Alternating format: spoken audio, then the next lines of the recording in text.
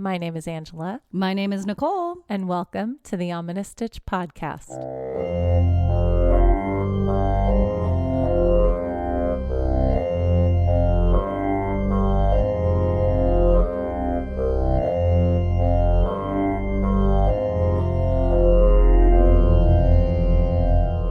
Hello, Stitchers! Happy New Year! Happy New Year! Yay! I can't believe it's 2023. Should old acquaintance be forgot and never brought to mind? I don't know the words. Good job. Yay! So, well, Happy New Year, everybody. Yes. We survived 2022. It's been crazy. It was an insane year. How was you? We decided that this is going to be our stitches. Yes. How was your 2022? You're asking me first? Yes. How was your 2022? Crazy. Yes. That's the word for Crazy. 2022. Yeah. You know, it's funny. It feels like 2022 was almost as equal as 2020. Really? It was like Not kind to of parallel 2020? Yeah, not to the point of the pandemic, but like I don't think anything no, nothing will ever equals come. that. Yeah. But yeah, life-wise, it's just been a lot of ups and downs. Uh-huh. But it was good. Yeah, this is kind of the year where everything started to go back to normal-ish. Yeah. And people were remembering what it's like to be around other people again. Oh, and it's awful. After like for those introverts like us, being around other people again and then like going out to concerts and we're like, wow, I used to enjoy this. Right? I used to love Driving I used to is enjoy worse. Yeah, oh my gosh. More people are on the roads. Yeah. Life is getting back to regular and you forgot what that was. And you're like, I thought there were less people and now no, it we just live seems in like LA. oh, that's true. Oh, there's so many more people. But yeah, I mean, it was good. You know, it's another year. It went by really fast. I feel like the older we get, things go quicker. Yeah. I think especially when you have kids that are in school. Yes. So the years go so fast because you're constantly jumping from one thing to the next thing with their school. Right. And then all of a sudden the year is done. And then it's just so fast. so quickly. And I think with all the holidays towards the end of the year, that just makes things go so fast. If you have anxiety like I do about buying presents for everybody, December goes so insanely fast. So quickly. It just can't slow down. I'm sorry. Well, how was your year? Your year was pretty cool. You had a lot of things going on. Yeah. 2022 was the year of change for us. Yes. Absolutely. Because we decided to uproot our little suburban family and move to a farm. Yes. And start a more sustainable lifestyle. So suddenly we're learning how to take care of chickens and how to deal with the well and how to plant things. I don't know how to do. We haven't started our gardens yet because it's still winter time. Right. And the frost goes away pretty quickly. So in the next month or so in February, we're going to be able to start putting things in the ground. So I have to figure out how to do that and what we want to plant and how to keep things growing. Don't ask me. Me too. I have a house plant and her name is Beth. And You've so kept her far alive. I'm keeping her alive and she's looking good. But we'll see how to grow our own food. That's the next big challenge. But the alpaca have been incredible. Mm-hmm. The chickens are so much fun. And even though there's a lot of things that we're learning how to do and how to be more sustainable, I couldn't ask for a better life experience than what we're getting here on the farm. And so it's just amazing. I'm glad. Take a stitch. Hey, you know what's amazing? Yes, what? 2022 is when we started our podcast. It is. That's the best change that we did. Yes. Oh, we get to see each other more. We do. So. That was always something because, we're both introverts. We talk about that all the time. And before, I always considered Nicole my best friend and I saw her never. Like once every blue moon. I know. And then we started forcing ourselves to see each other during the pandemic. And then we had this crazy idea to start a podcast because we like to crochet together. That's what we started doing. Yes. And then we discovered that we both like talking about paranormal or listening to paranormal creepy things and true crime while we were crocheting. And then that sparked this idea. And so that's probably one of my favorite things that happened this year. Me too. Yay. Yeah. Oh, kumbaya. But yeah, it's been great. And we're so glad that you're all a part of our journey too. Yay. Now we have a whole new community. Yes. So we're excited to have you guys with us on this journey. Yes. And we're excited to keep growing our little community here, growing our Stitchers. Let's hope it just keeps going. Keeps growing because we're not stopping. Nope. We're still doing this. Yes. We're still excited to be with you guys every week. Yes. Okay. Yay. So 2023. It's a new year. It's a new day. But it's always the same coffee. Always the same coffee. Which is amazing. Take a stitch. With this being a new year, I hear we're going to talk about some rebirthing kind of thing. Oh, yeah. Some reincarnation. It's not an ominous theme. It's not as ominous, but it is pretty. It's paranormal. Yeah, it's pretty cool. Yeah. So this will be fun this week. I love reincarnation, so I can't wait to see what you pulled up about this. Oh, so many stories that I've learned before, but it's so much fun again, rereading and researching. And now we get to give it to you guys. To dive in. I know. And so coming up with a theme for Stitch for this, I'm so proud of my theme. I'm so excited that I was able to find a Stitch to be on theme. Yes. We're going to be doing the Lotus Stitch, which the lotus flower is a symbol of rebirth. That's right. Yeah. Which you told me, and I thought that was so cool. Yay, I was so smart. And it's a really pretty stitch that I've never seen before. I love this stitch. Yeah. It's kind of a yarn eater, but a yarn eater. I love it. A yarn eater. It does take a lot of yarn to do, but it's so pretty. It's gorgeous. It's like little lotuses everywhere. And we'll talk about applications for that when we get stitching. Speaking of, are we ready to get stitching? Oh my gosh. I am so ready to get stitching. Let's get stitching.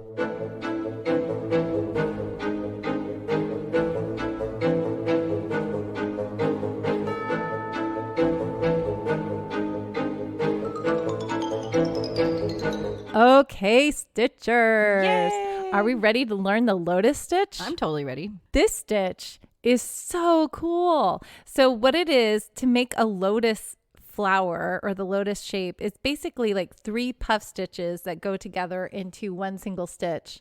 And so it's a repetitive pattern.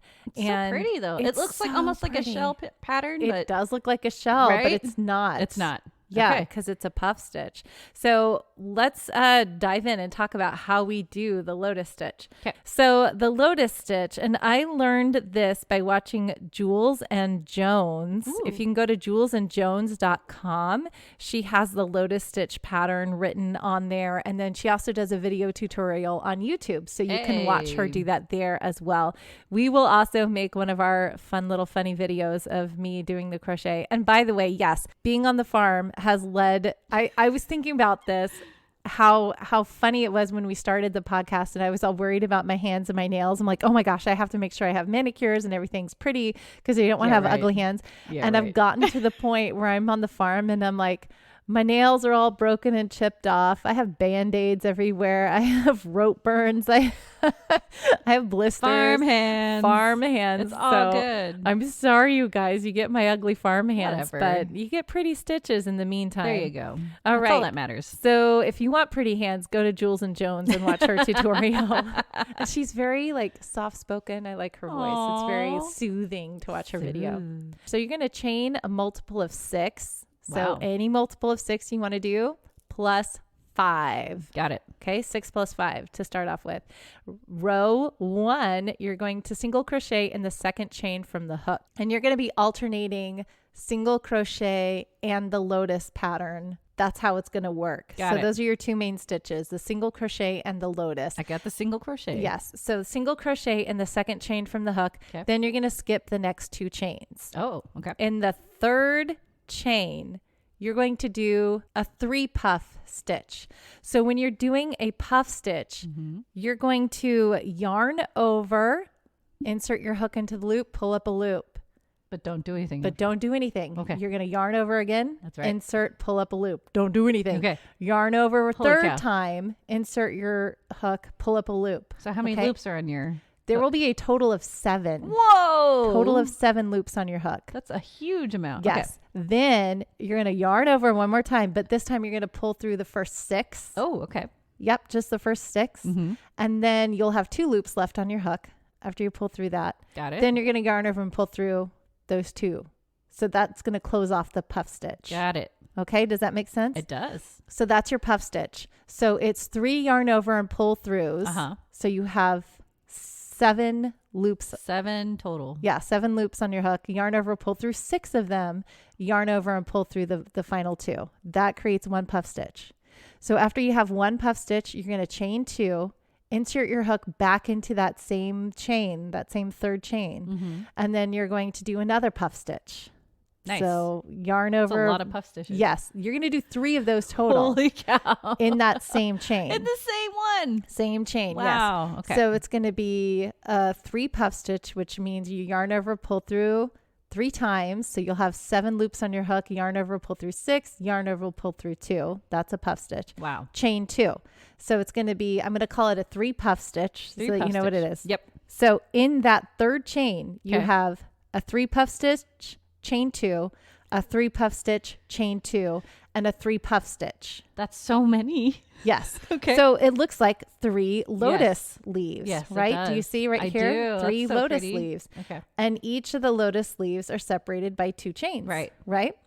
You do not chain after the third lotus Really? leaf. No. Instead, you skip 2 chains Okay. and you single crochet into that third chain. Interesting. Then you skip 2 chains and you do another lotus Round. leaf, Got right? it. Mm-hmm. So you're going to do that all the way down Mm-hmm. until you have 3 chains left. Okay. Then you're going to skip 2 chains and you're going to do half a lotus in that. So that's going to be a 3 puff stitch, chain 2, followed by a final 3 puff stitch. So you're going to have 2 puff stitch. So you're going to have one side and one middle and not the third side. Yeah, and that's it. So that's going to finish off your first row. Holy cow. Then you're going to chain 1 and turn.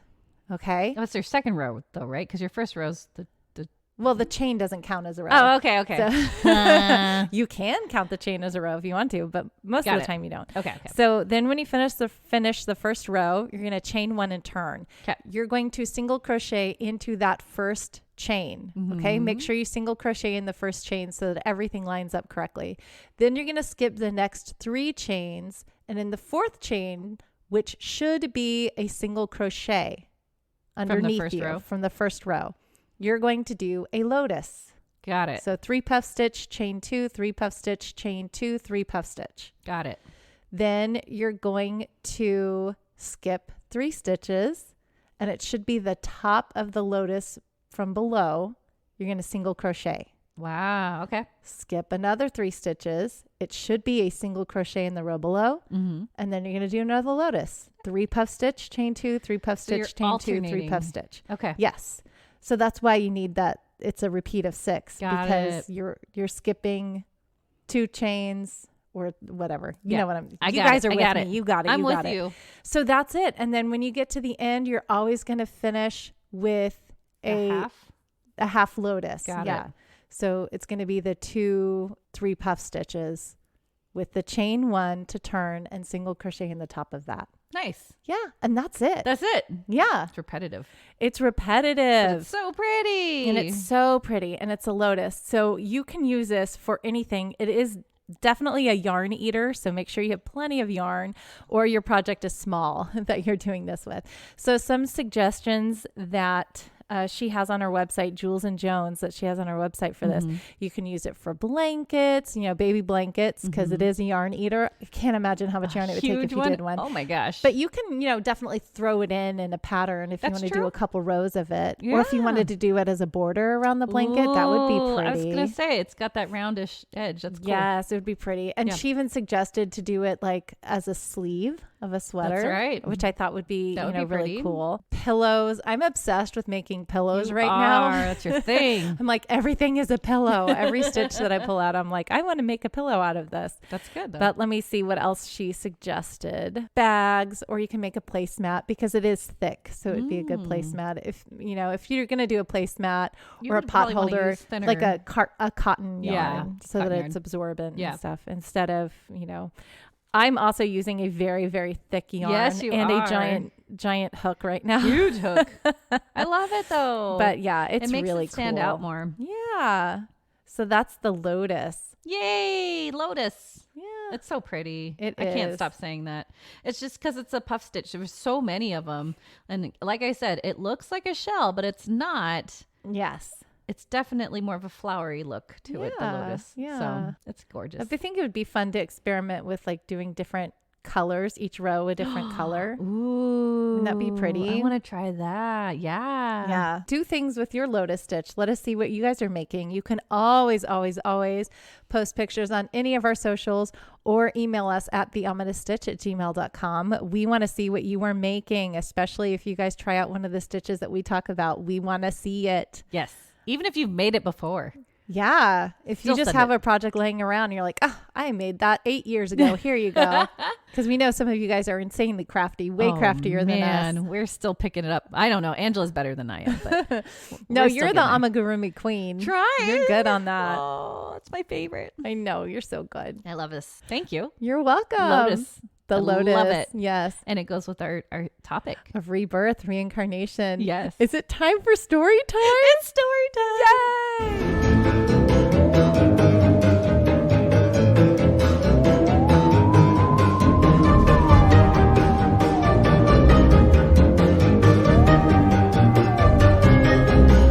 As I mentioned before. Yes. This is not an ominous topic. But it's exciting. Yes. I fully believe in reincarnation. We have to, let's talk about it, because what I'm going to do today, we're going to talk about signs of reincarnation first. Ooh. Yes. Okay. And a lot of this comes from Reader's Digest. Okay. I'm like turning around so that I can face her. So I'm sorry if you guys hear my microphone bubble. Changing a little bit. Because That's okay. Yeah, I'm excited. I'm going to stare right at her face and be creepy. Creepy Angela. Usually we're both looking ahead. Yes. So I don't look at her. And see, this is part of us being like antisocial, where we don't have to look at each other when we're talking, but now I'm staring at her. I don't like it. That's okay. No, it's all good. Okay. So according to Reader's Digest, this is cool. 33% of Americans believe in reincarnation. Just 33? Just 33. But you know, it's crazy. I didn't want to put this in, but now I'm going to. Because it's more of it's like a religious philosophical idea and concept. Okay. 29% of those are Christians. Oh. And most Christians don't believe in reincarnation, right? That's interesting. Right. So there you go. And then a whopping 10% believe of those they can recall their own past lives. Yeah. Which is cool. Yeah. I love watching all of those, like, it's on the Elemento channel. Me. Yeah, I know. That's you, Element. Lifetime movie. Lifetime Element. Okay. Ellen M. LMN. Element Lifetime Movie Network or something like that. Okay. So they do all of the paranormal things that I love to watch. So they have the Kim Russo, the mediums. Yes. But they also have the reincarnation stories where they have a guy that does past life regressions. Ooh. And if people are facing something in their present, it usually came up in their past. And so they do past life regression that way, which is really cool. And that helps them figure out why they're afraid of certain things or reacting in a certain way. You're jumping ahead. Am I jumping ahead? You're good. So I'm just telling you how excited I am. And then also they also do the things where like they have their children on, and their children are like, I was a World War II vet, or I was, blah, blah, blah. So I'm fascinated by this. Yeah. So it's usually mostly children. Yes. Can recall these past life memories. And then as they get older, they forget them. They start to forget them. Yeah. Not all of them. That's why I am going to talk about 3 cases today. Yeah. But it makes sense to me, because when you're young, that's when your mind is still open to where you came from. Exactly. Yeah. Well, here are 8 signs that you can check to see if you've had a past life. So 1, persistent memories. So if you feel like you have some memories lurking that you have never experienced, obviously a past life. Weird. Right? Okay. 2, deja vu. Oh. So I think I've talked about this before on the podcast, but I've had many theories about deja vu. But it does make sense as a past life, because if you feel like you've been somewhere before that you've never visited, or experienced something that you haven't, it could be a past life. That makes sense. Right? Yeah. Because then it's your past life remembering. It's a trigger. Yeah. Yeah. Okay. 3, unreasonable fears. I think you just talked about that. Yeah. So connection. If you have some crazy fears that just don't make sense, it could be related to your previous life or lives. So something that's just so overwhelmingly like your phobia. You know? Yeah. That could be something that happened. Being terrified of drowning when you live in the desert. Exactly. That's a great example. Yeah. 4, strange pains. If you experience physical pain for a good chunk of your life, but no doctors can explain it, this may be linked to your past life. Interesting. Right? Wow. So I kept thinking, I was like, do I have something? I was like, that's totally me. Where's my phantom pain? There you go. 5, identify with another culture. Oh. So sometimes people are drawn to a specific location or culture, and this could be, again, a past life. Which I was thinking there's definitely the Japanese culture for me is a big thing, but that's true. But it's because I've been there before, I think. But I think you were obsessed with the Japanese culture before. A little more. There, yeah? I took Japanese in high school. Oh, okay. And then that's really mainly it. But anyway, if you are very more obsessed with a culture that just kind of came out of nowhere, then there you go. 6, inexplicable skills. Child prodigies can play music or speak a different language I can't even speak effortlessly. There you go. I love that you're tripping over effortlessly. That's such so ironic. Isn't it ironic? Effort. Okay. But a good example of this is Vladimir Levinsky or David Seacombe, and he changed his name to the Vladimir. In the 1930s, he was extremely talented at the piano, and he had taught himself and claimed he was the reincarnation of Franz Liszt. Oh, I didn't know that. Interesting. Did you? Yeah. Do you know Franz Liszt was such a rock star in his day that women would throw underwear? Yes, Did you know that? I heard that. I remember that in my music history class. Yes, those of us who take music history, classical musical nerds. Woo woo. That's so cool. But yeah, this guy was crazy. He, like I said, he just taught himself. He had a concert where like he stopped in the middle of it just to talk about Liszt, and people were like booing him, but he was like, I need to talk about him. And he thought the concert went really well. Okay, that's interesting. There you go. Huh. 7, inexplicable knowledge. Almost all the cases I'll talk about today display this, but yes, mostly in children. They'll know so much about something prior to being about to read and write. Like, I didn't say that right. They can't read or write, right? So, right. But they know so much about a specific area. Yeah, so topic. it's like a kid knowing a lot about somewhere in France where they died in World War II, or something, or they know a lot about the bombers, and they know a lot about or they don't watch a lot of TV or movies about it. Right. There you go. 8, recurring dreams. Ooh. Some say the recurring dreams focus around a given historic period and could be your past life trying to show you something. That's it. So those are your 8. Ooh, how many of those do you have? None. No, one. Deja vu. Like I said, but I have had dreams. My deja vu comes from my dreams. I remember dreaming about it and then it happening. So I don't know if that's a past life thing or if it's just me knowing I'm going the right direction. Oh, interesting. So I don't know, but I've had deja vu, and one thing that has been reoccurring more and more in my life, and now I'm kind of following that path, so it'll be interesting to see where it goes. I'm wondering if like my past life was comfortable, like maybe I grew up on a farm or I had that kind of a lifestyle or something in a past life. I don't know, but I do feel drawn to it, which makes no sense because I've never had any experience doing it. So interesting. But see, here's my only gripe, or maybe it's not a big deal, but how many people are in the world now? 7 billion or 8 billion? Sure. We just got to like another billion. Oh my goodness.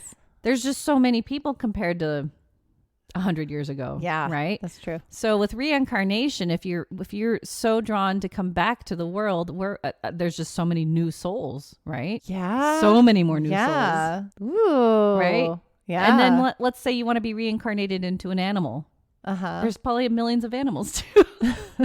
So a lot of new souls. A lot of new souls. Something to think about. Or souls that are just like, I don't want to go back yet. Yeah. Or, yeah. I don't know. But interesting. There's just so many more people. Anyway. Okay. Like I said, though, so now we're going to discuss 3 specific cases. You tell me at the end of each case. What do you think? Okay. Okay. And if you don't hit on one that I know of, I'm going to bring it up. Yeah, of course. There are more. There's way more. I just couldn't so fit many. I couldn't fit them into this. And then these 3 have kind of the most research Okay. Except the third one I'm going to talk about where a lot of people are trying to be more skeptical about it. So, okay. Okay.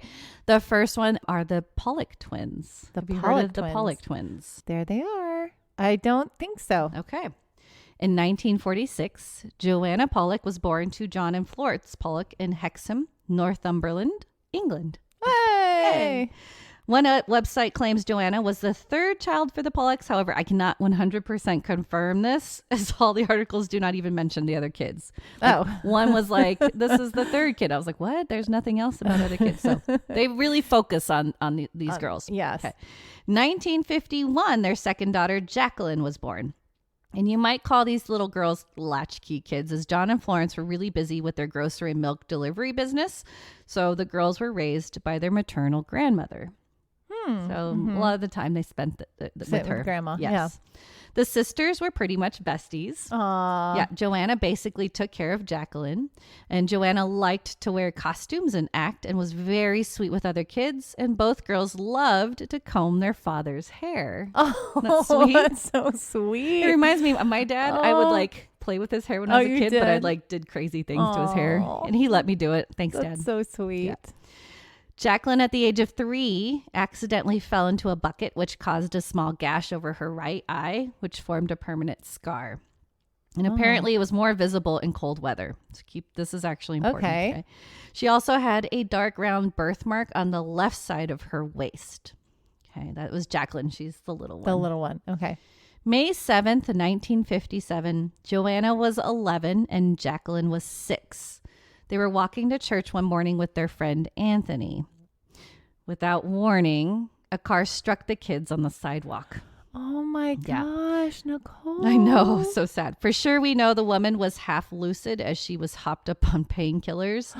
Yeah, one source says she was barely conscious. One source says she wanted to commit suicide. And even one source says she intentionally hit them after being separated from her own children. We don't know, but she was definitely... she was not in her right mind. Not in her right mind. Either way, the Pollock girls were immediately killed. And Anthony passed away on his way to the hospital. Yeah. And the driver was supposedly taken to a psychiatric hospital. Okay. So there's a news article. There's a news article. Yeah. Oh, my heart. Yes, so sad. Obviously, Florence and John were completely devastated by this horrific tragedy. Yet the day of the accident, it is said that John experienced a vision of them in heaven and sensed their spirits in a room at the top of the house. Oh. Yeah. John highly believed he would see his daughters again, almost creating a rift between Florence and him, because Florence was like, no, they're gone. Yeah. She was more in the realism camp, where he's more in but she was very Christian. He was, but he still was very more into reincarnation.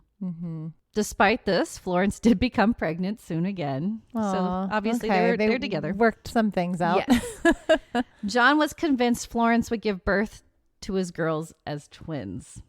Ooh. But Florence thought this was absurd, and even the doctor had confirmed one heartbeat at her ultrasounds. Okay. And what were the years of this? So 1957 was when they were, May 1957 was when they were struck. So late 50s, yes, early 60s, that era. Yes. And the technology has been advanced, but they didn't have ultrasounds going on back then. They just were listening for heartbeats. Yes, I think so. But on October 4th, 1958, Jillian was born, and 10 minutes later, Jennifer arrived. Oh. There are your Pollock twins. When holding his baby girls, John noticed a scar above the right eyebrow of Jennifer. Oh, I just got chills, Nicole. The same exact scar as his younger daughter, Jacqueline. Then upon further investigation, he found the same round birthmark on Jennifer's side as was on Jacqueline. Oh my gosh. Well, John 100% believed these twins were his 2 previous daughters. Florence still did not think this to be true. And she is said to, well, like I said before, she's been a strict Catholic. Right. That's why. Interesting. So the baby was born with a scar. Yes. How? And we're going to talk about that some more too soon. So that's cool. Birthmark, yes, that makes sense. Right. But a scar. A scar. Wow. Yeah. I mean, it's probably they're probably thinking it's a birthmark. Yeah. Yeah. Interesting. At 4 months old, the Pollocks moved east to Whitley Bay, but decided to return to Hexham 2.5 years later. Upon their return, when the girls were only 4, they were able to point out and name landmarks they had never seen before, such as the school Joanna and Jacqueline had attended, the Hexham Abbey, and a playground their former sisters loved. Wow. While walking by the church, one of the girls said, "The school is just around the corner." And this was correct, even though the school was not visible. Ooh, that's good. Then our playground was behind there. It had a slide and a swing. And when they approached their old house, the sisters recognized it immediately. Despite all this, Florence still didn't believe the twins were her former daughters. She is so stubborn. She does not. Oh my gosh. I would believe probably as soon as John did, right? Okay, the scar and the birthmark. Yep. That's exactly Jacqueline. Yeah. At some point close to these events, the Pollocks pulled out a box of toys from the attic that had belonged to Joanne and Jacqueline. Upon first viewing, Jennifer, the youngest, picks up a doll and exclaimed, "Oh, that's Mary." And second doll, "That's my Suzanne. I haven't seen them for ages." Yes, these were the names. Jacqueline had branded the exact same dolls. Wow. Come on, Mom. You got to believe it. Yep. Come on, Mom.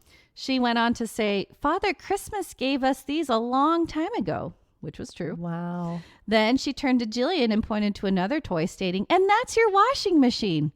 This convinced Florence these twins were her previous daughters. Okay, finally. Yeah. Thank you, Florence, for getting on board. Finally. On top of this all, both girls had an extreme fear of speeding cars. Oh. And were extremely cautious when crossing roads. Not like the normal worried, like when you're, cars. This was to the point that it was a phobia. They, in fact, would have recurring nightmares about being hit by a car. Wow. Once when a car engine started near them in an enclosed alleyway, John observed the girls both cringe and crying in terror. The car, it's coming for us." And on one occasion, Florence overheard the girls playing a game where they reenacted the previous sister's accident. Oh my gosh. Jillian was so morbid. Yeah, it was very morbid. Jillian was cradling Jennifer's head, telling her, "The blood's coming out of your eyes. That's where the car hit you." Oh no, I don't like that. Oh my God. I'd be like, "Let's play another game." My heart. Oh my heart. Oh my heart. In another bizarre incident, Florence had worn a specific smock when she helped with the delivery business. Soon after her former daughters passed, she put the smock away. When the twins were again roughly about 4.5, John wore the smock to do some painting, and Jennifer asked him, "Why are you wearing Mummy's coat?" She got upset when Jillian didn't recognize it, but it's because Jillian, who was Joanne, right, was at school when Florence would don the smock. Oh. When John asked Jennifer how she knew the smock was Florence's, Jennifer said her mother had worn it while delivering milk. Oh, wow. And I love right? it. I love it. And the twins both loved to comb their father's hair. Oh, no. Okay. It's so good. It's so good. But I don't know. I think I would be equal parts. Just my heart would be warm and happy and full. Right. And creeped out all at the same time. Yes, exactly. Right? Yeah, I'd be the same. Oh, I don't think any of the hairs on my arms or on the back of my head would ever lay down again. I think everything would be constant goosebumps the whole time. But it's sweet. It's sweet. It's and really wonderful. Sweet too. And creepy. Yeah. It's I love it. I love it. Okay. Well, once the Pollock twins turned 5, the memories of their past lives began to fade slowly. They went on to live normal lives, and in their 20s, they didn't remember anything about their past lives. Yeah. Okay. So I have a theory about that. Yes. So just based on other reincarnation stories that I've read, once you live past the lifetime of the person that you were before, your memories go. Because you don't have anything to tie yourself back to. Yeah. Well, I might blow your theory out of the way in the next case. But Joanne was 11. She was 11, and the memory started fading at 5. But by the time they were 20, they didn't remember anything at all. Yeah, exactly. So, I mean, she may have had some memories here and there by... Right. I don't know. But I'm still going to blow your theory away. I'm sure you... But it's a good theory. No, it's a great theory. The case of the Pollock twins caught the attention of American psychiatrist Ian Stevenson, who studied reincarnation. He's pretty big in this world. Mm-hmm. He even published a book in 1987 entitled Children Who Remember Their Past Lives, analyzing 14 stories of reincarnation. After testing the twins, he claimed Jillian and Jennifer were monozygotic twins, aka genetically identical. So Jennifer's birthmarks could not be explained by genetics and should not have appeared. Oh. So that's kind of a really creepy, why? How does she have a birthmark and how does she have a scar and her sister doesn't have either if they're exact same twins? Wow. Creepy, right? Yeah. Skeptics claim that either the twins overheard the Pollocks talking about their previous sisters or the car accident, or even could be lying. But those birthmarks and scars still cannot be explained to this day. That's awesome. Oh, good one. Good story. So there's the Pollock twins. Ooh, I love it. This next one's really long because there's so much to it. Okay, I'm ready. Shanti Devi. Shanti Devi. Okay, hi Shanti. Hi Shanti. I have a picture of her. I'll put that on. She's very cute. Yes, I'll put that on the socials. So this takes place January 18th. This starts on January 18th, 1902. Okay. This was Lugdi. Now, Lugdi was born in Mathura. When she reached the age of 10, she was married to Kedarnath Chaub. I hope I said that right. Chaube in Indian. I don't know if that's Chaub or Chaube. Okay. I couldn't help you. Chaube. I should have looked this up. Sorry, guys. He went by Kedarnath, so that'll help me. And he owned a cloth shop in Mathura and also a brand shop in Hardwar. Lugdi was very religious and even went on in a few pilgrimages at a very young age. Okay. Very into religion, yeah. Lugdi's first pregnancy sadly ended with the child stillborn in a C-section. But on September 25th, 1925, so she's 23 by this time, she had a baby boy via C-section again. However, due to complications, Lugdi passed away on October 4th. Oh, no. So she had her baby. She's gone. Mm-hmm. December 11th, 1926. Okay. This is 1 year later. Shanti Devi was born in Delhi. She had a normal childhood, but rarely spoke. But by the age of 4, she did start talking and in a completely different dialect from the family. Oh. She spoke about cleaning silverware in a town named Muthra, which is Mathura. Oh. A picture of Krishna and having a husband. She was obsessed about talking about those 3 things for a while when she was just 4. Oh, wow. When a sari was being made for her, she spoke up to her mother that the merchant lied about the quality of a fabric, and she knew this because her husband owned a fabric store. She told her mother she had a son and called herself Chaubin, or Chaube's wife. She surprised a doctor with accurate details of cesarean section procedures. Oh, wow. At 4. Oh my gosh. Right? When getting changed by her mother, Shanti would tell her what type of dresses she used to wear. She explained details about her husband's physical appearance to her mother as well.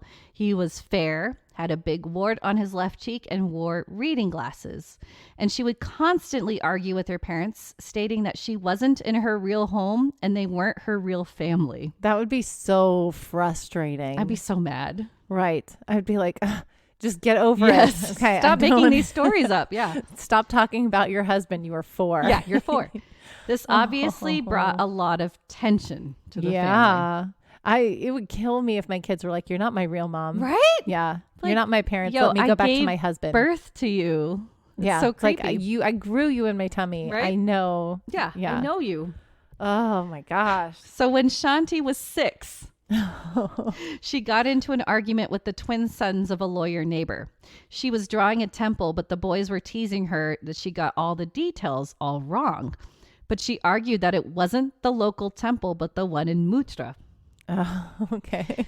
She would beg her parents to take her to Mathura, which is again Mutra, but they repeatedly refused. She found a stranger walking by and asked how far Mutra was from Delhi.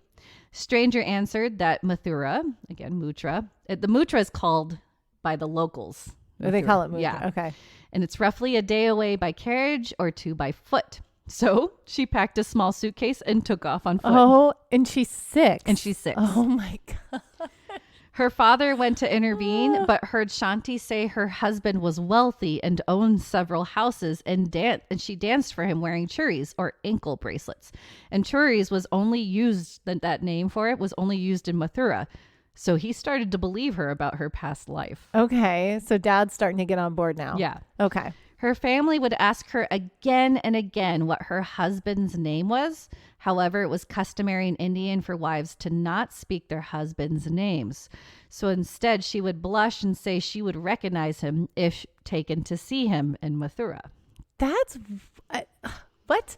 That's an interesting thing. Yes, like, very cultural. I can't speak who my husband is? Yeah. I don't get that. Why? No idea. If you know the reasoning behind that, please let us know. Because I think it's a respect thing. I don't understand how that's respectful. I'm the opposite. Like, I'm so proud of my husband. Yeah. Like, I will say his name and tell you everything about him. Like, I don't know. This was 1920s. So yeah, different culture, different. But time. why I don't know.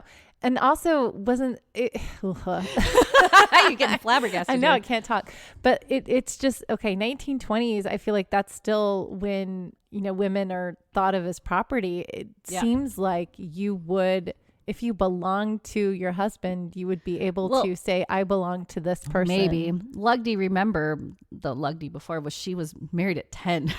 Oh, that's true. There you go. Oh my gosh. I forgot about that part. Yeah. Oh, okay. Yeah. Let's keep going. Now, 2 different sources differ on what happens at Shanti's school, but whether it was her headmaster or a teacher in Delhi, it was the same outcome. They convinced Shanti to tell them the name of her husband, and they promised her they would take her to Mathura if she did say it, and she reluctantly told them. Okay. Then the headmaster or the instructor, either story, wrote Kedarnath, telling him all the statements made by Shanti and suggesting he visit Delhi ASAP. Well, Kedarnath did respond, okay, confirming her statements. So he suggested that his cousin, Pandit Kanjimal, visit Shanti. Some sources suggest that he was sent to check the authenticity of her statements and belief of her past life. So when Kanjimal met with Shanti, she knew he wasn't her husband right away and knew he was her husband's cousin. Oh, and she's like, nope, you're this. That's not my husband. Nope. You're the cousin. Yep. Wow. She started rattling true facts about Kanjimal's life as well as her past life. When Kanjimal was convinced Shanti was Lugdi, he arranged Kedarnath to visit her. Oh, wow. So November 12th, 1935. Kedarnath comes to Delhi, but under the guise as his brother with Lugdi's son in tow. Remember, she had the boy. Yeah. When Kanjimal introduced Kedarnath to Shanti as his brother, she blushed and stood to one side. Someone asked why she was blushing in front of her husband's brother, and Shanti responded in a low, firm voice, "No, he is not my husband's brother. He is my husband himself." She knows. She pointed out that he still had the mustache and birthmark she had described to her parents. And when she saw Lugdi's 10-year-old son, there's 2 different names for this. One site says Nanita Lal, one says Navneet Lal, but either way, okay, she burst into tears and gave him a huge hug. Oh, they're like the same age, or yes. He's a year older than her, right? Exactly. Wow. She asked her mother to bring all her toys and give them to the son. Oh. But since she was just so excited, she ran and grabbed them for him. Oh my gosh. Yeah. When Kedarnath asked how she recognized him as her son, since she only saw him once when he was an infant before she passed, right, she replied that her son was a part of her soul and the soul is able to easily recognize this fact. I get this because when my eldest was born, I felt a piece of my soul rip off and go with her. Right? So yeah, I get that. Yeah. So they're intertwined. Shanti then asked to have food ready for her guests. And when her mom asked what she should make, Shanti responded that Kedarnath loved stuffed potato parathas and pumpkin squash. And sure enough, he was astonished and said, yes, those happen to be my favorite meals. Wow. Then when Kedarnath asked to prove it was Lugdi by reciting an unusual fact no one else would know, Shanti responded, yes, there is a well in the courtyard of our house where I used to take my bath. At one point, Shanti found out Kedarnath remarried, and she asked him why he did so, since they promised each other they wouldn't if she passed. Kedarnath was stunned and sat silent with no answer. Oh, I love it. He needed somebody to take care of the boy. Yeah. Oh, that's so funny. So she knew. See? Oh, she came back just to nail him on that. She's like, dude, he got a new wife. Oh, that's awesome. Now, after speaking to her alone that night a little longer, Kedarnath was completely convinced that Shanti was Lugdi reincarnate. So now what happens? Because does he feel responsible for her? Because that's his wife? Or, I mean, but she's 9. Nope. That's so weird. Isn't that weird? Yeah. Yeah. Well, we'll get to it, but okay. Yeah. So she knew so much information that only Lugdi would have known. I read another site that I didn't put in my notes, but the reason why he found out it was her, like he believed her, was he was saying that she had arthritis, like really bad arthritis when, before she gave birth to her. It's like, well, how did we do it? She's like, well, she explained all in detail how they had sex. And he's like, okay, yep. Oh my gosh. You were Lugdi. Coming from a 9-year-old little girl. Gosh. Yeah. Okay. Yep. Yep. I have to back away. That was so loud. I had to throw that in. So when Kedarnath had to return to Mathura, Shanti was devastated and begged to go with him, but her folks said no. Well, yeah. Yeah. After this encounter, news spread far and wide about Shanti's astonishing encounter with her past husband, and she was so convincing that even Mahatma Gandhi got involved. Wow. Yeah. He came out to Shanti's home and even invited her to his ashram, which is the spiritual place or monastery. Right. Gandhi then put together a committee of inquiry, which consisted of 15 prominent people, from political leaders, congressional members, lawyers, journalists, and distinguished business people, to verify Shanti Devi's memories. Wow. Yeah. So November 24th, 1935. Okay. So this is it's the same month, but just a few weeks later. Right. And Shanti's still only 9. Yes. Yeah. The committee accompanies her to Mathura along with her parents. Okay. She finally gets to go. Something staggering happens right away on the platform waiting for the train. Uh-oh. She noticed a man walk in front of her in a small crowd. When she was asked if she knew this person, she touched the stranger's feet with deep veneration and then stood aside. She whispered that the stranger was her Jeth, the older brother of her husband. And sure enough, it was Babu Ram Chabi, Kedarnath's elder brother. Wow. Picked him out of a crowd. Dude. That's so good. Right? Then when they arrived in Mathura, she was gathered into a horse-drawn carriage, and Shanti was to guide the driver wherever she wanted to go. She led the carriage and the group to record their findings to the house where Lugdi had lived when she was married to Kedarnath, and also pointed out all the landmarks on the way correctly. There had been changes to the town as well that was accurate. She was like, this is gone, this has changed, this has changed. Bam. Oh, wow. 100%. Dude. When they arrived at the house, she was able to identify Lugdi's father-in-law and even the exact words that he had once said to Lugdi. Uh-huh. Once they went inside, she gave in great, accurate detail the layout, previous furniture arrangements, and even had a great knowledge of the dialect used in Mathura. Wow. Then, I can't wait till she meets the current wife. Do we get a glimpse of that? No. I don't think she ever does. Awkward. Yeah, okay. I don't think she does. And if they did, they know there's nothing about it. Okay. I wouldn't want to meet her if I were. No, if you were the current wife. Like, that would be so weird. Awkward. Right? Yeah. No. Oh, she gives detail about how she got impregnated. Oh my gosh. Yeah, that's a little creepy. Then they walked up towards the other house Lugdi had lived in with Kedarnath, because remember, he was rich, had multiple houses. Yep. She said that, Yep. When they arrived, she ran towards the middle where she was sure there was the well. Remember, she said there was a well? Yeah, there's a well in the middle where she used to take her bath. Right. It wasn't there, but she knew it was there. Yet lo and behold, Kedarnath went and removed a large stone in that spot, and yes, there was the well. Oh, wow. Then they clambered up to the second floor where Shanti Devi found the spot where Lugdi had hidden money. When they looked, it wasn't there. Shanti insisted Lugdi had hidden money in that exact spot, and that is when Kedarnath spoke up and confessed he had taken it after Lugdi passed. Stealing her money. Yep.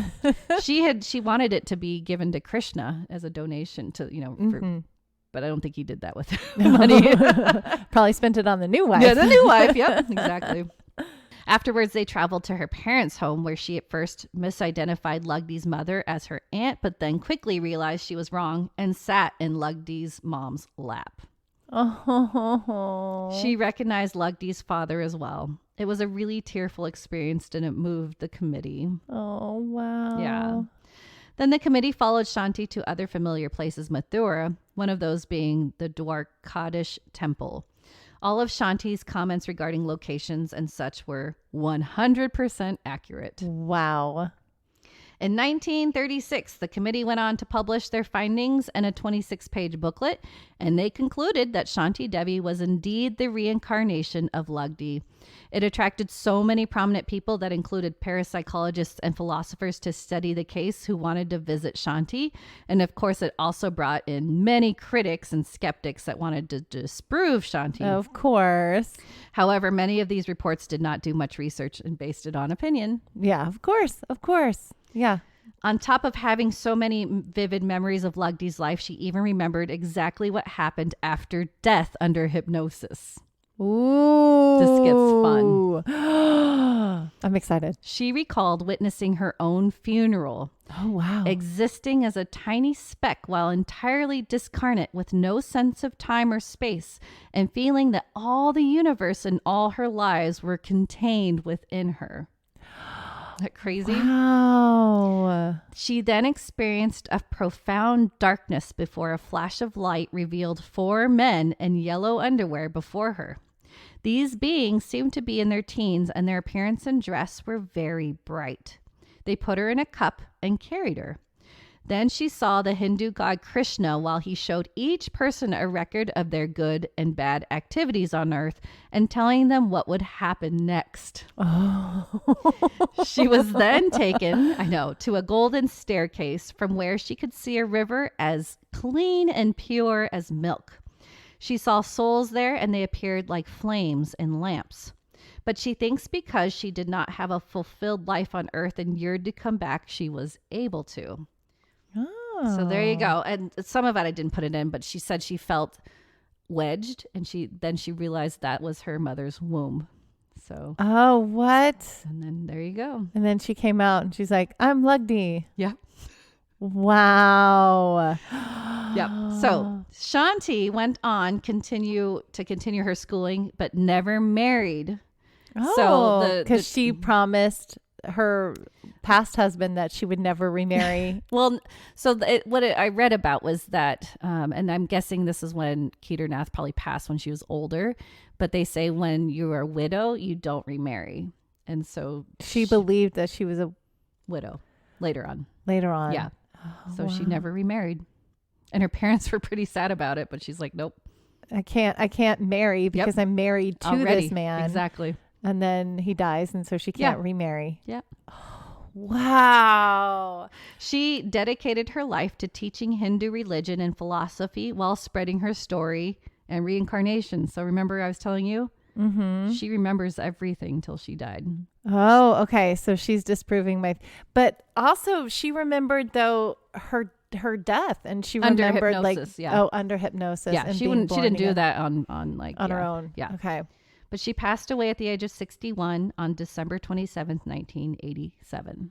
Oh, wow. So. I was alive then. Me too. Yay. But yeah, so that's Shanti Devi. What do you think? That's amazing. Take a stitch. But I can't talk with this subject because there's so many thoughts flooding my brain at the same time. That it's just so fascinating. It's just so incredible. That, I mean, of course. I mean, I don't understand how people could still have doubts in their mind. Right. If they're, I mean, just the second one. This documented case of so much like memory as a 4-year-old. As a 4-year-old. Speaking in a different dialect. Like, yeah. What is that? Yeah.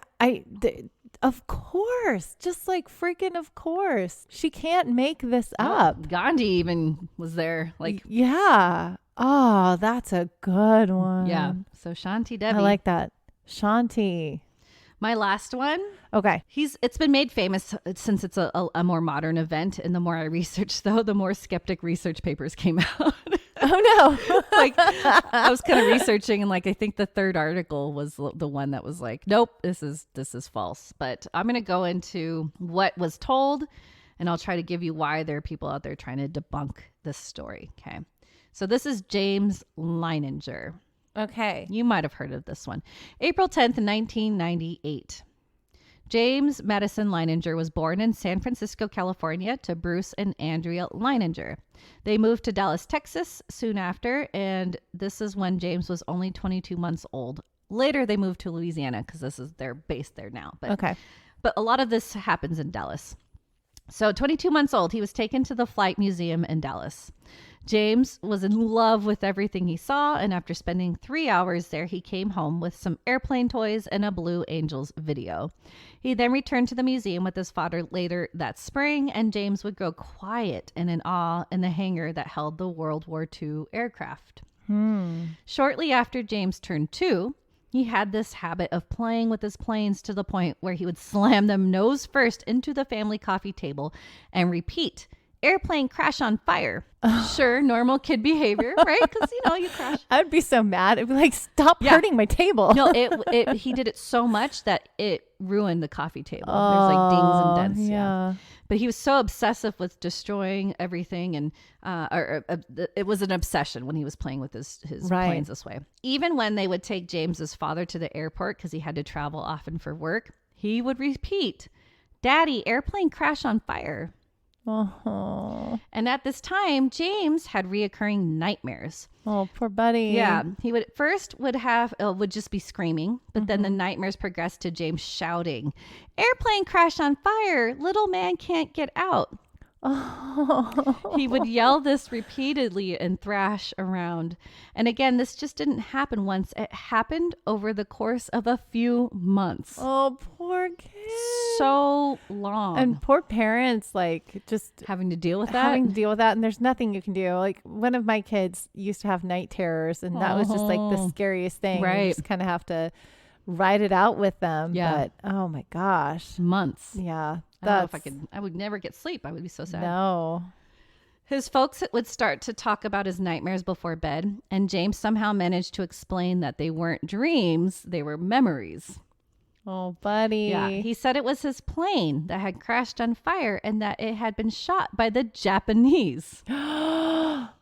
Then 2 weeks after they had these discussions, James recalled that the plane he flew was a Corsair, a fighter plane developed during World War II. Oh, I wonder if this is the story that I kept referencing. Probably is. He would talk about his Corsair a few times, even reciting that they got flat tires when they landed. This led to his folks researching Corsairs, and yes, according to an Air Force historian, Corsairs bounced when they landed, leading to flat tires. Wow. Yeah. In August 2000, when James was just 28 months old, he explained to his folks this time that he had flown his plane off a boat. Oh, okay. The name of the boat, after he was asked, Natoma. His father, he's 2, and he says Natoma? Natoma. What? Yeah. His father, Bruce, researched online with this new information, and sure enough, he found a description of the USS Natoma Bay, an escort carrier that fought in World War II and was stationed in the Pacific. Wow. His parents then tried figuring out a name for the little man of James's dreams. He would only respond with "me" or "James." Okay. Weeks later, after James mentioned Natoma, his folks tried a different approach and asked if he remembered anyone else with the little man, and he did have a name for them, Jack Larson. That's awesome. All right. You're like, Jack Larson. Yeah, full name. Oh, jeez. Okay. Now, strangely enough, Bruce wanted to gift his own father with a book about World War II called The Battle for Iwo Jima 1945. James sneaked a peek at this book as well, and when he came to a photo of Mount Suribachi, a dormant volcano, James immediately said, "That's where my plane was shot down." Oh my gosh. A week after, Bruce found a World War II veteran from Natoma Bay that did recall a pilot named Jack Larson. Oh. Unfortunately, all he knew about him was that he had flown off and never returned. Poor James at this point was still having the persistent nightmares, and thanks to some help from Carol Bowman, an author about children's past life memories, they acknowledged his nightmares were indeed memories, but they were in the past and he was safe in his current home. This actually helped James, and the nightmares were infrequent and less violent. Oh, good. Yes. That's good. When James started drawing, he would draw battle scenes with planes. Of course. Yeah. Oh, hundreds buddy. of them. Oh my gosh, buddy. He would sign them off as James 3, even after he turned 4. I'll go into details why. So soon. he's James the Third. In the summer of 2002, I'm jumping ahead. I love it. No, it's good. Bruce Leininger attended a Natoma Bay reunion as he learned Jack Larson was a survivor of the war. Wow. Yeah, Jack didn't show up to the reunion. However, he was able to visit him as he was in fact alive. Then he finally found out that the only pilot from the Natoma Bay ship to have lost his life during the Battle of Iwo Jima was 21-year-old James M. Houston Jr. from Pennsylvania. James M. Houston Jr. Yes. After even more research, Bruce learned that Houston was not killed on Iwo Jima, but the fight continued after the initial result. He was one of 8 pilots from the ship that were trying to take down transport vessels in a close harbor called Chichijima. And eerily, Houston's plane did crash right where James had described. And Jack Larson was the pilot next to Houston's on the flight plan. Whoa. With all this new evidence, James's parents concluded that it was in fact James Houston Jr. that their son James has been referring to the past few years. So he remember, was James the Second, and now the little boy is James the Third. Oh. And that's his drawing. Oh my gosh, buddy. Oh, isn't that crazy? So there's 2 planes and lots of fire, like just lots of little dots that are representing bullets everywhere. Oh, wow, buddy. So Bruce and Andrea wrote a book about James called Soul Survivor, the Reincarnation of a World War II Fighter Pilot. James can still recall a few memories, details, even in his 20s. Oh, wow. That's cool. Yeah. So as for the false accusations now, these skeptics claim that the Leiningers were not accurate to details and timelines. So they state their son James would quote something at one point, but then later on elaborate the quote or add to it, or even leave out exact dates. That was a big part. Okay, but he was like 2 when he was doing all of this. Right. So it makes sense that he doesn't have the vocabulary or the ability. No. When the parents were giving quotes and things about everything. Oh, let me keep going. I'll explain. Yeah. Okay. So also that James was exposed to videos or images of planes on fire or combat scenes prior. So they're saying that he was watching videos of World War II. Okay. And all this was compared to a 2002 ABC program that never aired. So the Leiningers were interviewed on this ABC program. And all very specific details about this case was never given on that program. So they were saying a bunch of things that James would say, but then afterwards when they wrote their book, they put in more details. So they're saying, they're adding more to... They're embellishing. Yes. Okay. Yeah. Gotcha. Also, apparently the Blue Angels video title Bruce Leininger provided doesn't exist. So he gave the exact title of the Blue Angels video. It's actually called Blue Angels Around the World at the Speed of Sound, and that the video does carry a 10-minute segment about World War II planes with another segment that shows archival footage of fighter planes. So they're saying the little boy watched this over and over and over again to the point where he had nightmares and then believed that he was... But there's still some details where he pointed out where his plane crashed, the name of the pilot. Yeah. That like flew next to him. Yeah. I just don't, the reoccurring nightmares is a big part, like for months. Yeah. If it was like a week, I get it. Yeah. And he would forget, he would have to continually watch that video like nonstop. And kids do that. They obsess over when they're that little. Yeah. Of how many videos did your kids obsess over when they were that little? And you just watch them over and over and over again. Over and over. Bubble, bubble, bubble, guppy, guppy, guppies. Bubble, bubble, bubble, guppy, guppy, guppies. You know, whatever. Yeah. But you can sing, the shows that your kids obsess over. I don't think he would obsess over something that was scary like that. Yeah, I don't know. I don't think his dad would let him watch something like that over and over and over again when he's 2. Yeah, it makes no sense. But you be the judge. So what do you think, Angela? Well, okay, I'm a believer in reincarnation. I think there's too many cases of people that that they're so specific and they know exactly. I mean, no, it's real. It happens. And if a 2-year-old doesn't get every detail correct, and it was years after World War II. Like how many years? This is year 2000. And in the year 2000. He was, yeah. Okay. So like what? 60, 70 60 years. Math. Hashtag math. I'm sure some of the details are going to get fuzzy if your soul is waiting that long to come back. Well, it's not even that. It's just that they're claiming more that their parents were embellishing everything. And well, parents are going to embellish. Like if the parents are writing it.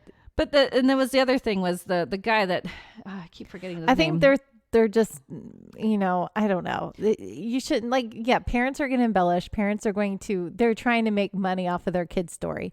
So that's going to draw that's going to draw people to be more skeptic and look for more details and be like, this isn't real, so that they can make money out of these people are frauds. Right. And that doesn't negate that the kid was having nightmares and he was seeing these things and it was real to him. And I believe that it was real. Yeah. And if embellishments happen because a third party jumped in and tried to, did my dog just kick that? Scared me.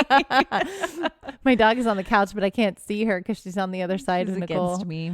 But anyway, she loves you. She does. So I don't know. Yeah, I think people are just being picky because they just want to poke holes in a beautiful story. Yes. That is, it's scary for the kid, but like souls absolutely come back. You get to come back if you need to. If you really feel unfinished. Yeah. Yeah. And you had a good soul. Yeah. Yes. And you know what? I really liked, what was her, Shanti? Yeah, Shanti Devi. I loved Shanti Devi's recount of when she was watching her funeral and that she was a speck and time and space didn't exist. And she experienced all of her lives and everything at the same time. All at once. Because that's what I believe happens. Yeah. And when I've had my experiences of talking to people on the other side, and again, just like disclaimer, yes, I've had those experiences. It's not something that I've developed and practiced, but it is real and it has happened. Mm-hmm. And that's how they've explained it to me. That's it's so just cool. like that. So, yes, I believe in reincarnation, of course. That's so cool, huh? So if you believe in it, yes, and you felt like you were a little bit unfinished, would you come back as a human or an animal? Ooh, I don't know. It depends on what I felt in my life wasn't finished. If I could finish it in animal form, sure, I would like to experience that. Maybe I was an animal and that was my simple life that like that you just eat and sleep. You were an alpaca. I was an alpaca. I was asking Angela, I was like, so, because I'm looking at her alpacas outside. Yeah. Like, you can watch them out the back window. It's so much fun.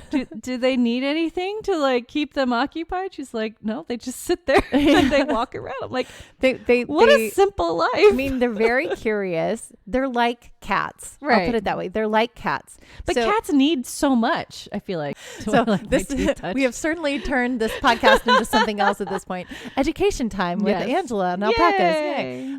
So anyway, I don't know where I started with this whole thing. Past life. Okay. So I could have been an animal. I could have been a farm animal in a past life. Yeah. So quick thing that I don't know if this is, grain of salt, but my grandpa was in love with birds.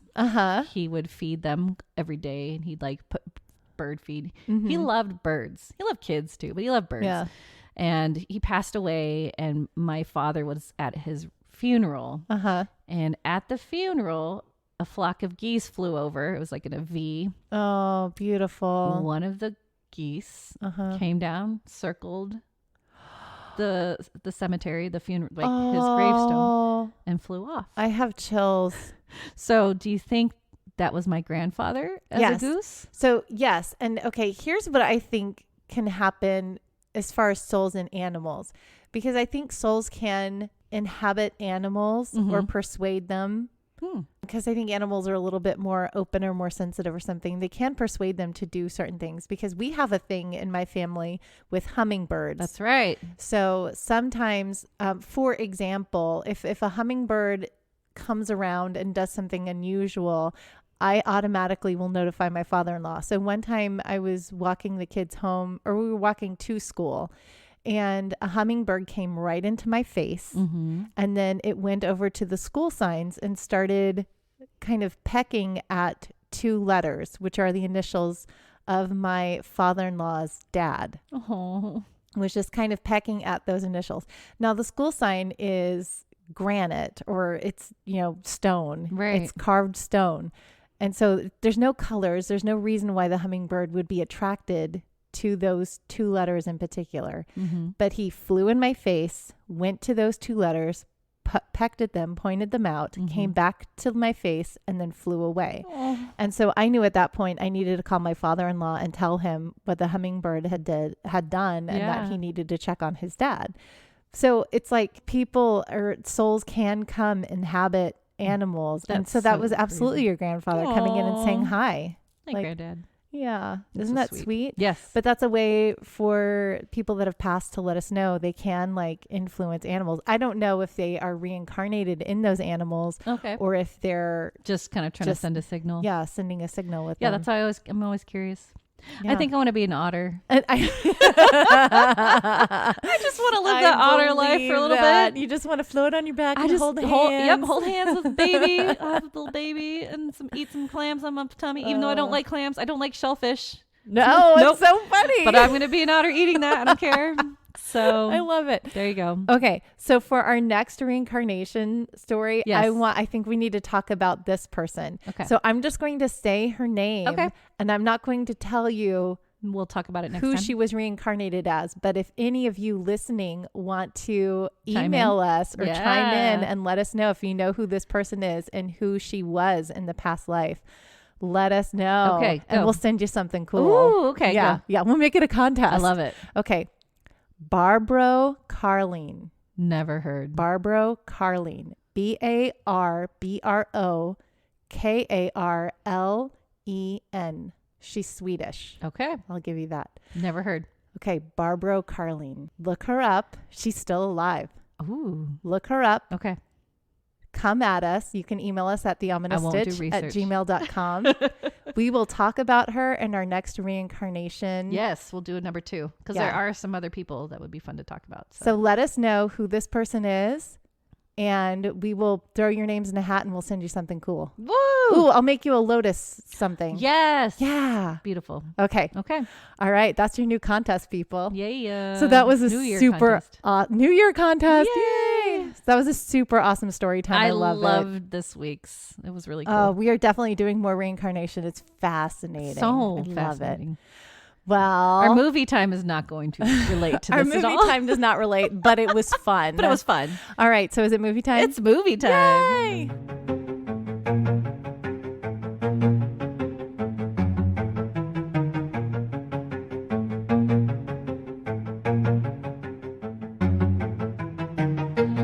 This week's movie is Lights Out. Lights out. I can't do it. Lights out. That was good. That was good. It was released in 2016. IMDb rating is 6.3 stars. Synopsis. Rebecca must unlock the terror behind her little brother's experiences that once tested her sanity, bringing her face to face with a supernatural spirit attached to her mother. Yes. All right. Okay. So this was fun. Yes. There were definitely I haven't been scared by a lot of the movies lately. I've kind of gotten numb to them. Yeah, and there haven't been too many jump scares. This one had jumps. I definitely jumped and definitely grabbed on my husband. I definitely closed my eyes. I definitely covered my eyes. It definitely, last night when I was walking through dark hallways in my house, I was like, oh, I gotta turn the lights on. I can't walk in the dark tonight. That's not a good thing. It was good. It's creepy. And it was produced by James Wan. It was. Yay, James Wan. There was some, I don't know if you realized or recognized it towards the end, the music. They had some strings. Oh, just like his movies. Yeah. And I was like, oh, there's James Wan coming out. There's James Wan again. So. Nice. Yeah. So it was fun. Yes. What was interesting to me is it starts hard. It starts right away. Bat. I started the movie and I was like, am I halfway through the movie? Did I miss something? What happened? Because it just immediately, there's an attack. Yep. And it's like a big attack. It's and you're a huge like, one, yeah. You think this one person is going to be a main character, but he's not. And you're just like, what happened? And then the credits come up, lights out. And you're like, oh, right. Okay. Jump right into it. We are on a ride right from the start. The script is insanely simple. Yeah. They keep hitting on the I don't want to be left alone or don't abandon me. That was the theme. And they just kept, that's all they would say. Just hammering that in. I don't want to. I will never leave you. I will never leave you. And that was the whole theme. I will never leave you. Yeah. That was the movie. That was should have been called I'll never leave you. There's your title. Yeah. But I thought it was a really cool idea about this woman's psychosis developing this kind of parasitic relationship. It's not symbiotic. It's definitely parasitic relationship with somebody else who was alive and then had almost supernatural powers. Yeah. It reminded me of The Ring. Yeah. The way that this girl was very similar to her, getting into people's minds. Yeah. But yeah, you're right. And she met her at a mental institution and just couldn't leave her. And she's dead, but she's not. Yeah. That's what I'm going to give. Yeah. So the physical body is dead. Yes. But the soul attached herself to the mother right. and then was able to physicalize in certain ways. In the dark. Which scares the shit out of me. That's why this movie freaked me out. So there were lots of cool moments where you're in the dark. See Diana That's her name. Diana. Mm-hmm. So you would see Diana and then they'd turn the lights on or the lights would flick on and then she's gone because you can't see her in the light. She only exists in shadows. Right. And then the lights would go out and she'd be suddenly right there, which is how you get the jump scares. Crap out of me. Right. But it was... That's what was best about this movie. It's just that classic horror movie where you know what's going to happen, but you're so freaked out. You're like, I know she's going to be right jump, there. Yeah. I know she's going to jump out of you. She's scary looking. Yeah. And it's so dark. Yeah. It was so good. So you're prepared. And this is me when I go into haunted houses. I know where all the jump scares are going to be. I know where everyone's going to be and I'm still scared. Yeah. That's why I hate those places.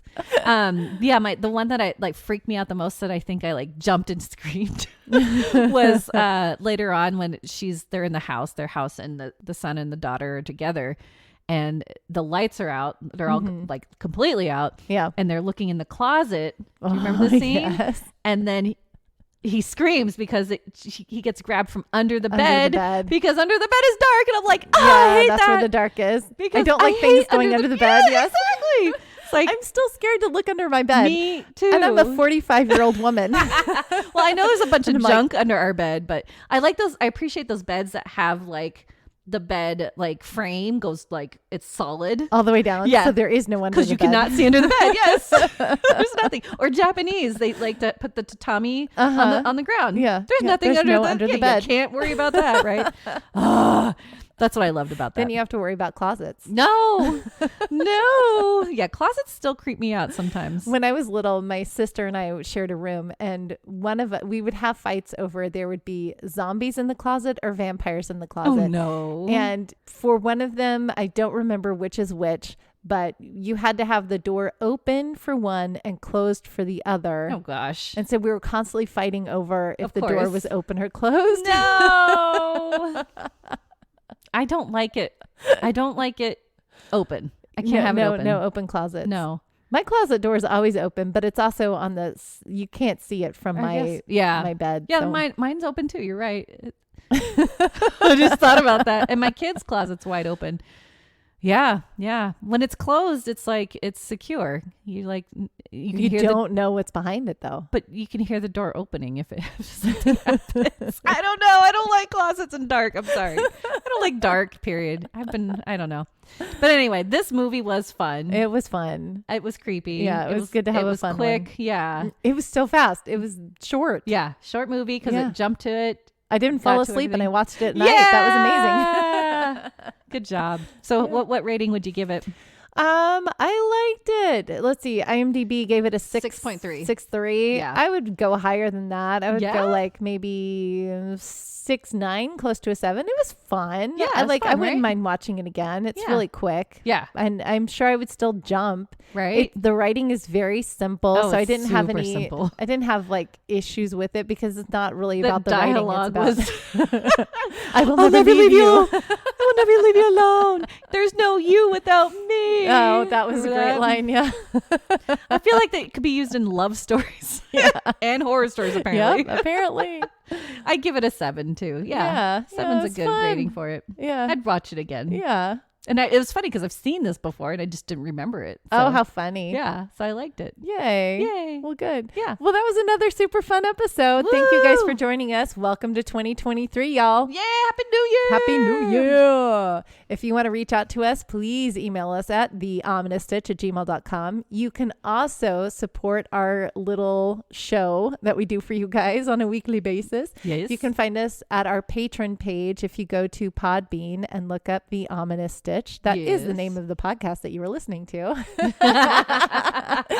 And you can become a patron if you just want to donate any dollar amount. That would greatly help us to continue this, buy more yarn, make awesome things for you, give you guys shout outs. Yay! And we just want to connect with you guys more. So even if you don't want to donate, hit us up on any of our socials. You can find us at The Ominous Stitch on all of the things. And all of the things. And I guess that's it. So happy 2023, you guys. Yay. And see you, Stitchers. See you, Stitchers.